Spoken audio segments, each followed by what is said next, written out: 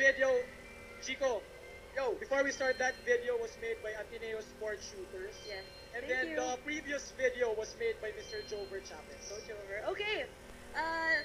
Jumbo, you said some of this na during the mass at the Jisu, diba? Na-share mo na. Pero I think you might want to share it with all the rest of the Ateneo community. Napakadami nga naman nila dito tonight. What was it like playing your first and last year with Team A of the Blue Eagles? Well, pwede mo nang pumati. Okay.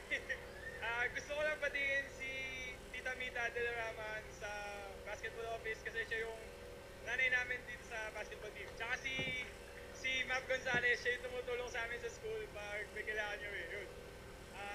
Back to the question. First and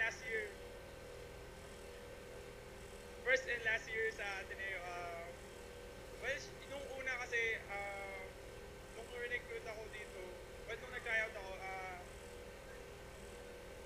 ako sa school, we thought na 2 years ako maglalaro sa Ateneo, pero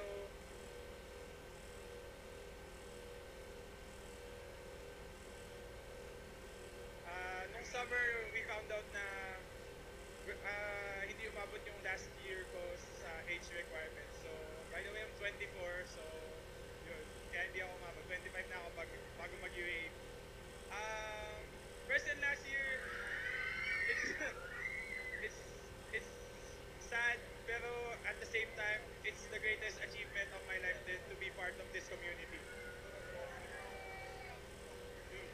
Our greatest achievement is having you play for us.